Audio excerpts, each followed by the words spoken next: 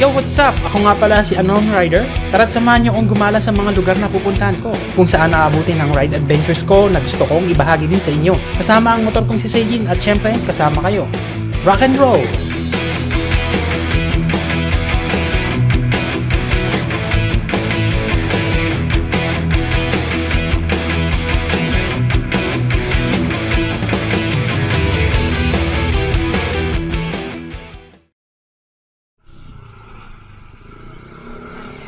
Hello guys, this is Unknown Rider, and today is 10:43 AM. Meron tayong gala ngayon.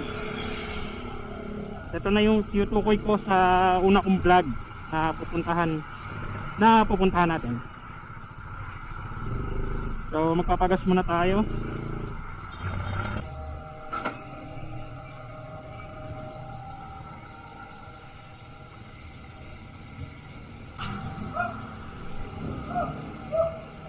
Okay na yan.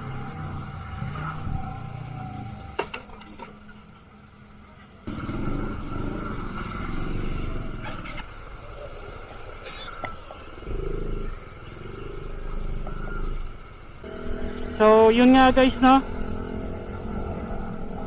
nagpagas muna tayo. Grabe ang mahal, ang taas na talaga ng presyo ng gas. Yung dati, yung 300 po, halos puno na. Ngayon 300 po, halos hindi pa ma-full tank. So yun nga, papunta nga tayo ng Tagaytay ngayon, dahil meron tayong pupuntahan na isang lugar kung saan mag-staycation ako. Actually hindi lang naman ako, may kasama din ako, nakasasakyan sila. Ang pag-uusap namin mauuna na ako doon, kasi ako yung nag-book nung reservation namin. So pagdating natin doon, itutur ko kayo, tapos pupunta natin yung mga place, kung anong mga magagandang mga place doon. Yun nga, inulit ko lang yung sinabi ko. At nga pala guys, meron tayong pupuntahan din na isa pang place. Sabihin na lang natin na restaurant ng mga ninja. Siguro mag-i-stop over din naman tayo, hindi naman tayo magtutuloy-tuloy ng biyahe. Pero tignan na lang natin kung hanggang saan naabutin ang aking uhaw. Kasi uuhawin ako guys medyo mainit-init. Kaya kayo guys, galing yung uminom lagi ng tubig dahil malapit na mauso ang mga heat stroke. Grabe ang init, ramdam ko hanggang singit. So nasa Aguinaldo Highway na ako, at ipapass forward muna natin ang video na to, and rock and roll.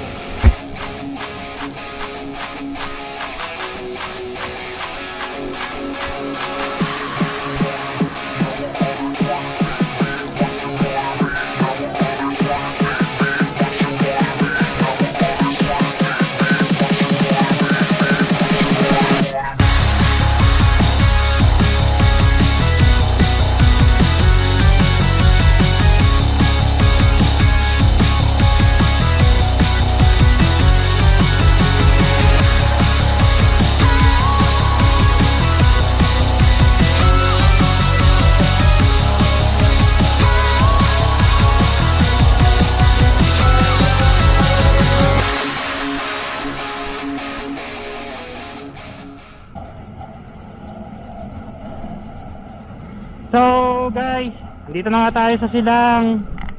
Palabas na tayo ng Dasma. So unti-unti na tayong papalapit sa ating pupuntahan. And medyo nararamdaman ko na yung konting lamig. Kayo ba guys? Anong place sa South ang gusto nyong puntahan, or may mai-recommend ba kayo na pwede nating puntahan? Comment nyo sa may comment box section. Akalain mo yun, kaya kong bumiyahe ng walang sound trip.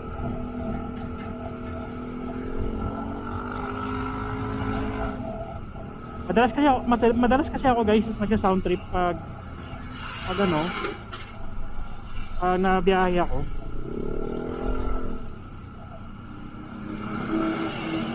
Pero dahil nga nagba-vlog tayo, kailangan isang tabi ko muna yung music. Ilang din naman kasi yung trip ko sa buhay nung mga panahon hindi naman ako nagmomotor. Kinig lang ako ng kanta. Kahit anong mapakinggan ko, basta magustuhan ng tenga ko, makikinig at makikinig ako. Kaabo, yun daw kasi ang tawag sa mga nag-i-scooter. Yung ganong klaseng scooter gumagamit ka daw nun, ang tawag sa iyo ay kaabo. Pero naiinganyo ako sa ganun guys Pero yung gamit kasi ni kuya, alam ko kasi ano yun, degas. Pero di ko alam kung counted yun as kaabo. Kasi yung mas uso ngayon yung electric yung napapalitan ng malaking baterya na loobat. Malaki nga naman ang kinakatipid ng ng di baterya na scooter kaysa sa gas. Pero iba pa rin yung may gas, kasi napabantayan mo yun kung mawawalan ka na ng gas. Pero si scooter, hindi ko lang sure pero parang tingin ko kasi what if na lang kung dalawa lang yung battery na extra mo at malayo na puntahan mo, diba? Pero parang dapat, parang pag gumamit ka nun, dapat alam mo yung kilometers na pupuntahan mo para kalkulado mo, diba? Pero nagtataka ako paano kaya diba, tulad diba battery lang ginagamit Siyempre parang cellphone din yan na nasisira yung battery, or parang yung yung full charge mo tapos bilis lang malobat, yung mga ganon. Nangyayari din kaya sa scooter yun. Yung kaabo hindi yung scooter talaga, scooter na motor, hindi yung kaabo.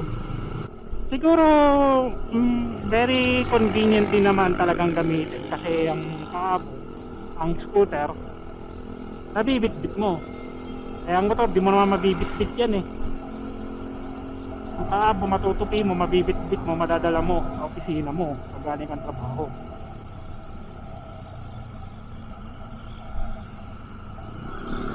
Pero nakakabilib lang guys mahalang kaabo, parang kasing presyo na rin ng motor.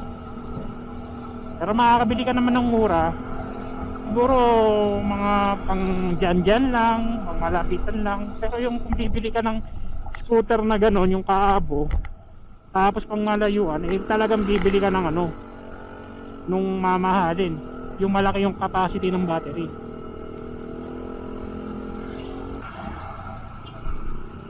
So bali na sa Tagaytay na pala tayo.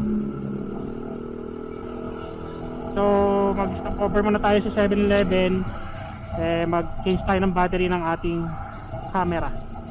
Siyempre iinom na rin tayo ng tubig. Uhaw na.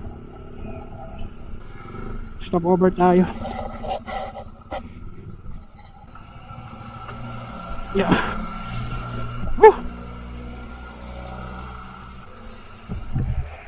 Ang init. So yun nga guys, babalik muna tayo. Ako'y iinom lang 7-Eleven, at after neto papalit ako ng battery ng aking camera. Baka kasi lobat na, hindi ko alam kung na-charge ko ba ng maayos to. Ayun, magbabalik ako guys. Rock and roll. And it's 11:57 ng tanghali. So bali nandito na ngayon ako sa Tagaytay. Actually bungad ng Tagaytay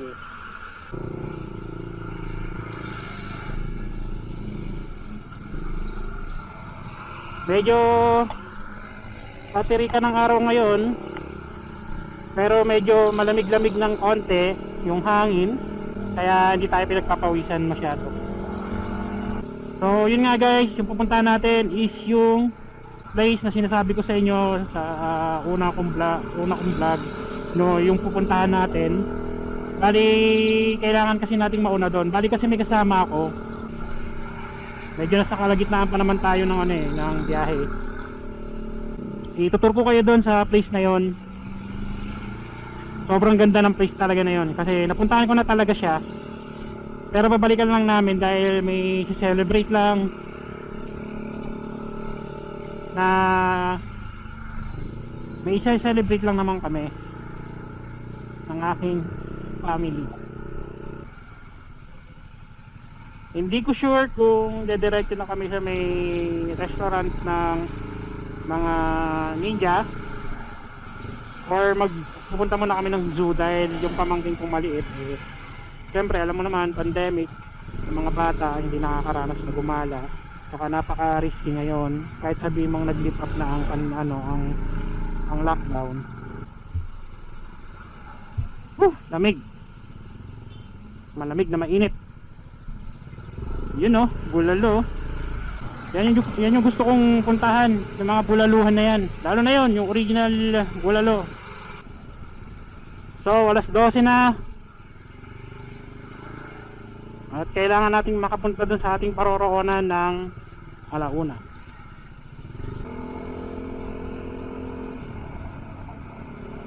Daming kainan dito.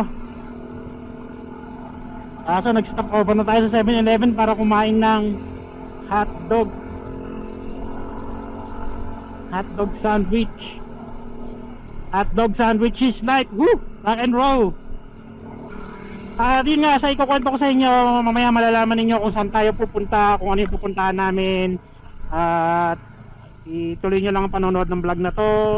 Kung hindi mo kayang panoorin, skip mo na. Pero kung hanggang ngayon nanonood ka pa rin, maraming salamat sa iyong suporta. Init. Mainit na malamig.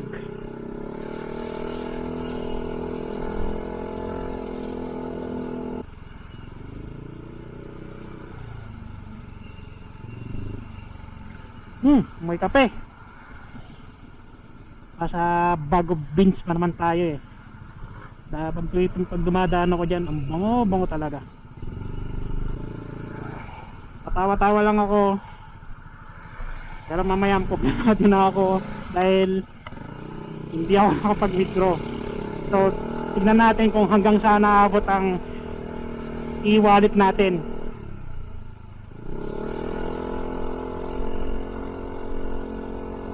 Pero sana may ma-withdrawhan tayo dito. At dito na ako curious guys. Dito sa may place na to, hindi pa namin napupuntahan yan, pero gusto kong puntahan yan.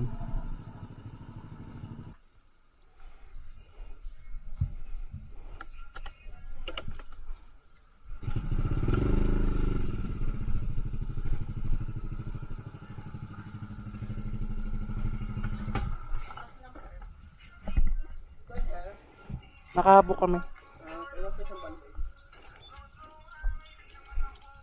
May kasama ako papunta pa lang. Lalabas ko yung pakita lang ito. Para ito pag-match ko, validate na lang. Kailangan di mawala ito.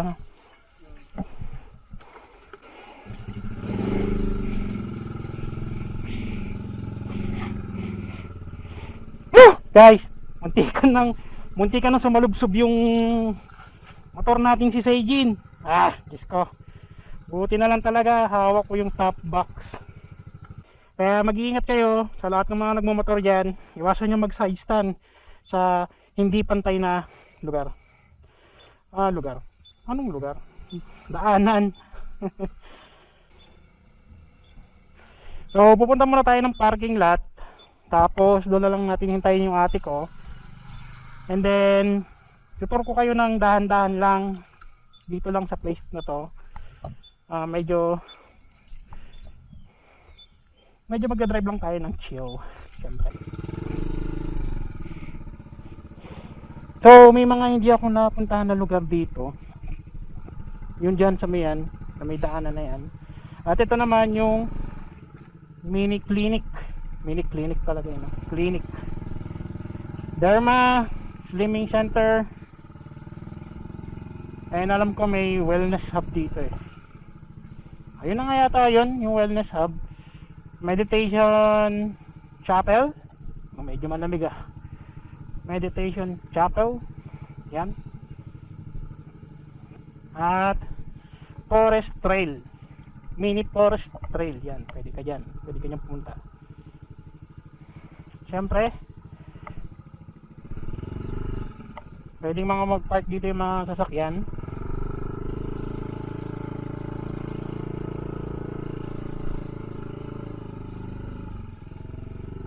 Pwede ka rin gumala-gala.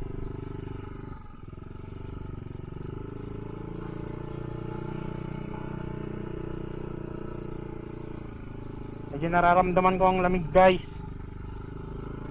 At nandito na tayo sa La Bella.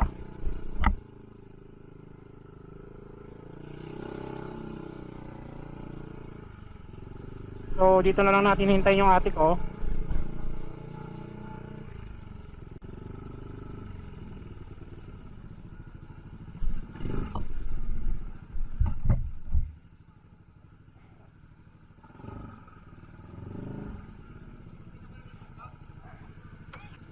So pasok muna tayo ng parking lot.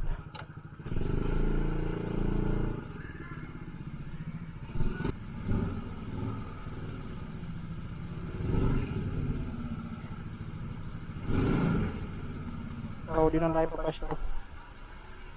Palintayin na lang natin yung ate ko para good to go na.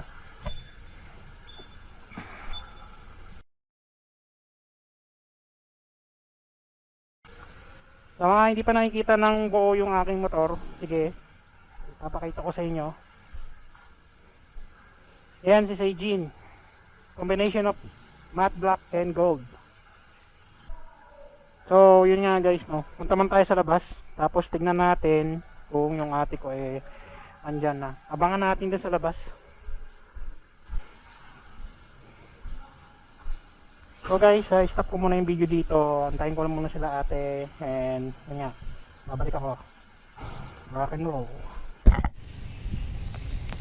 So yun nga, no, naligaw sila. Ayan yung sasakyan nila. Ang galing. Pinaghintay ako ng matagal.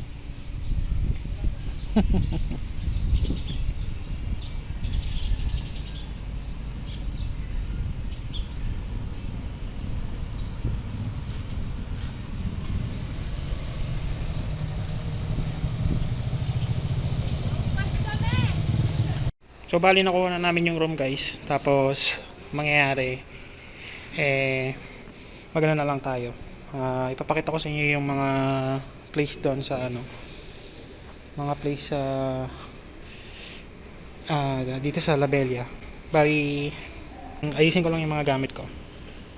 Rock and roll. So guys, ituturo ko kayo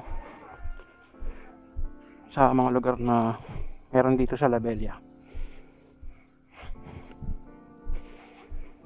So ito yung dating Japanese restaurant.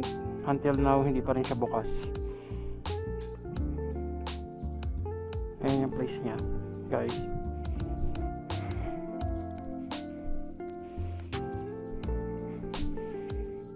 Ayan yung place niya. And then next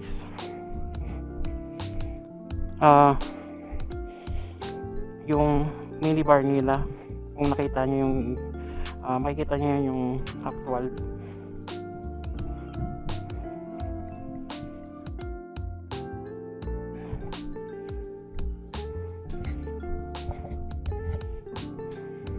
Check natin yung menu nila guys.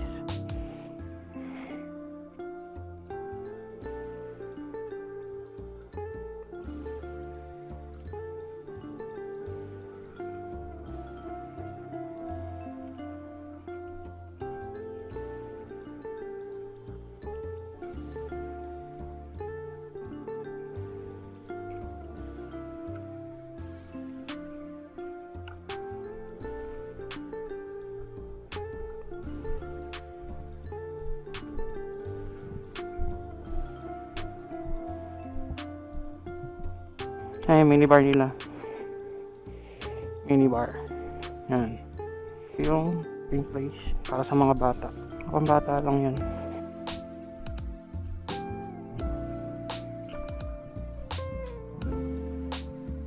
Yan, guys. And then, yung wellness hub nila.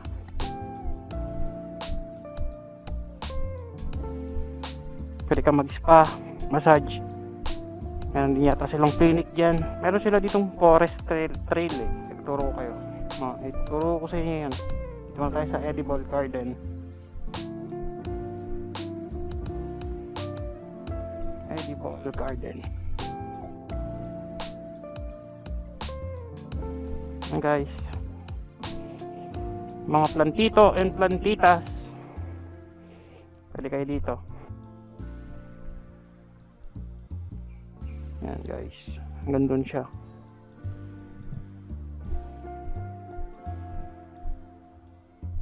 Yan. Wellness hub. Medyo hindi na siya naayos gawa ng diba, nag-pandemic. At syempre, meditation chapel. Yan. Yung mga gustong mag-refresh ng kanilang mga soul.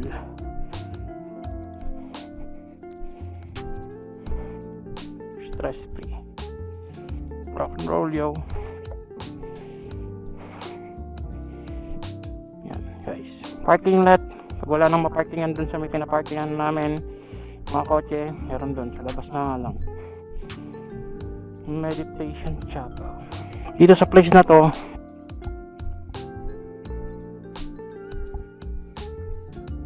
dito yung resident. Sa kabila, doon ang hotel. Ano silang cafe, mga gourmet food, mga gusto mag-lunch, organiko. Grabe init. And syempre, meron tayong restaurant pang isa. Yan. Hotel dito.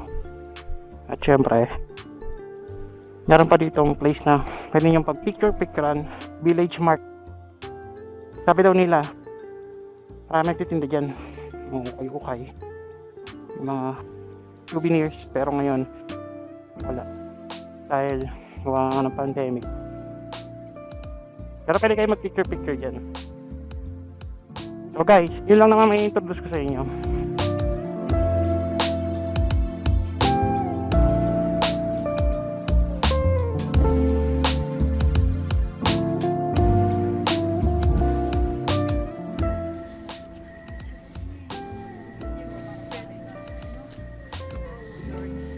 Tropa nating napakalungkot, lasing.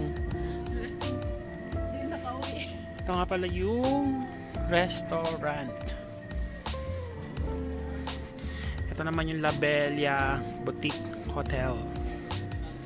At doon sa inaano namin, inistayan namin is La Bella Residence.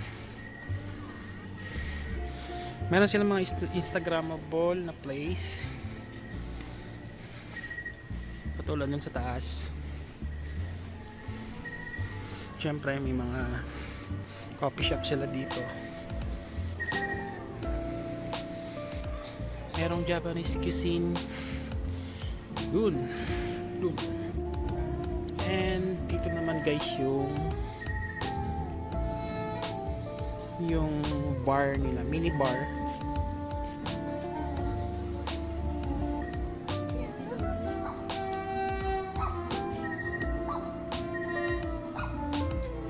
Mini bar na may pagka-cafe na rin, mga gourmet foods sila dyan. Ayan yung swimming pool nila na nandun. Kunin natin bali yun guys yung pool nila. Paggabi may ilaw. Medyo bawas lang yung ilaw ngayon kasi nung una namin punta dyan talagang sobrang daming ilaw. Oh, no.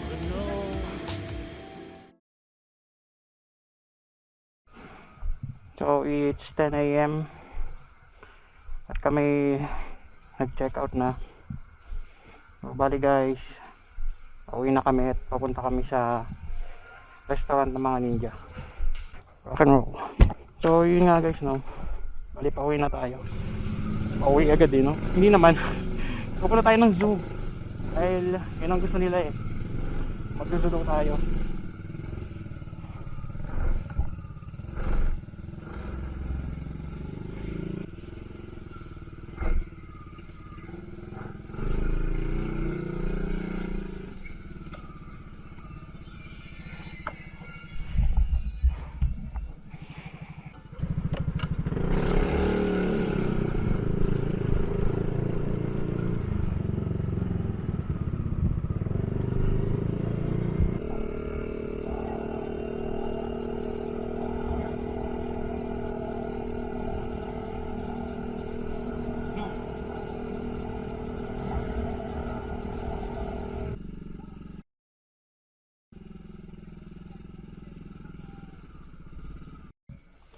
So yun nga guys, no, pupunta tayo ng zoo. Medyo hindi ko nga nakabisa nung saan pupunta.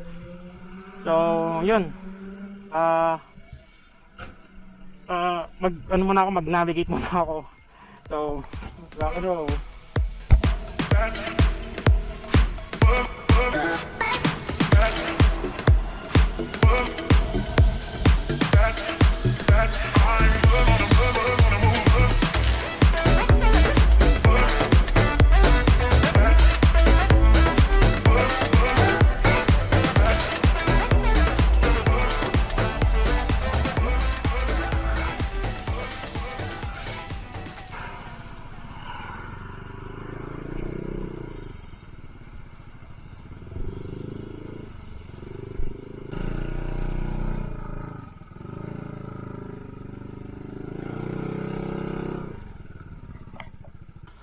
May bayad ba parking dito? Ba? Wala akong bayad ang parking dito. May ito naman spot.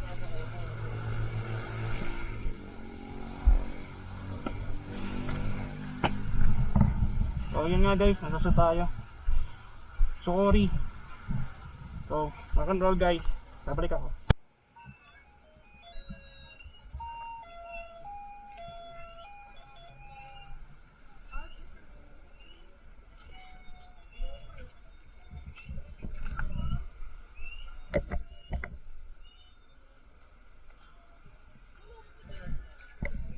So yun nga guys, bali andito ako ngayon sa Miss Suori Zoo, Tagaytay.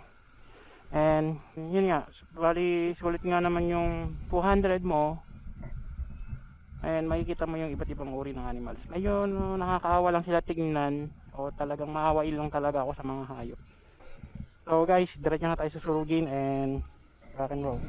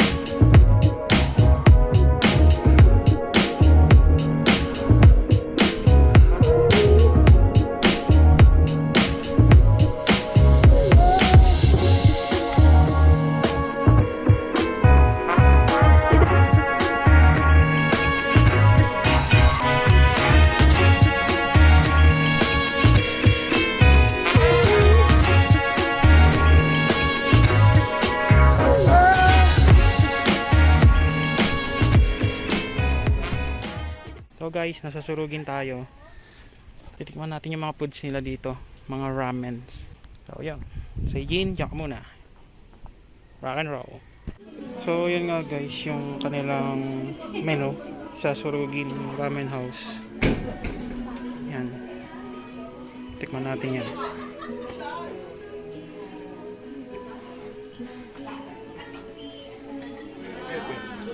Meron pa din kulang yung presyo.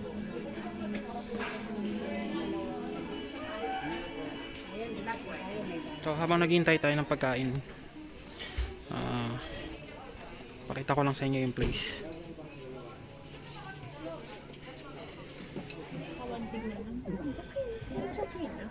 Pero pag ibilog sa yung ano, Nangyari ba't naubos? At yun nga guys, no, nabusog na tayo. So pauwi na tayo ngayon.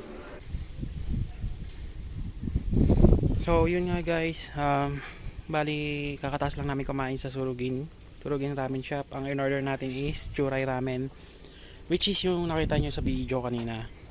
So bali dito ko na tatapusin ng aking adventure. Maraming salamat sa mga nanood. And yun nga, like and subscribe. Syempre wag nyo na rin kalimutang mag-share. And yun, rock and roll.